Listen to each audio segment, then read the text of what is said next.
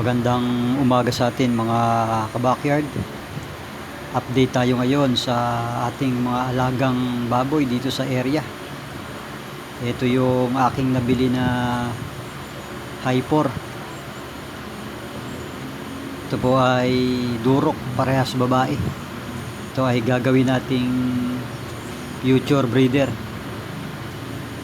So ngayon ay lininis natin yung kanilang kulungan para pag nagpakain tayo sa sahig ay wala silang dumi na makakain. Dry feeding po muna ang ating ginagawa sa ngayon at aking ibinubukod yung kanilang painuman. Susubukan natin na mag-breed ng mga ganitong baboy. Titingnan natin kung mapaparami natin. Ito naman yung ating mga alagang native pigs. Naka pre-range lang po sila.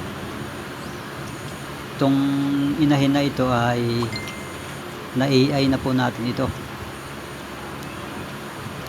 Ito namang mga biik na kasama niya ay puro mga kapon at ating pambintahin to, panglitsunin. By next month siguro, baka pwede na yun.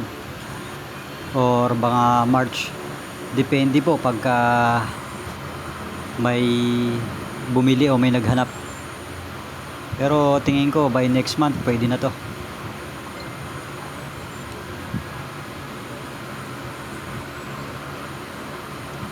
Maliliks ito at talagang napakaiilap. Sanay na sanay kasi sila na naka pre-range. Ang pinapakain naman natin dito ay darak ng mais, nahaluan natin ng sapal ng nyog at pagkatapos naman ay binibigyan natin sila ng dahon ng saging, katawan ng saging, madre de agua. Yan po yung kanilang panghimagas. Ang pagpapakain natin dito sa ating mga native pigs ay wet feeding po tayo rito.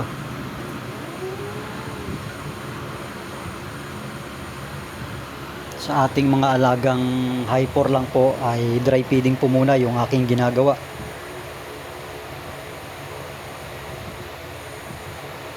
Ito yung ating area.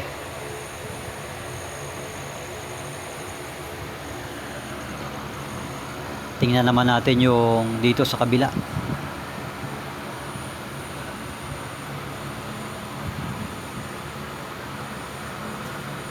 Ito naman yung mga nakabukod na to ay gagawin din natin tong future na inahin.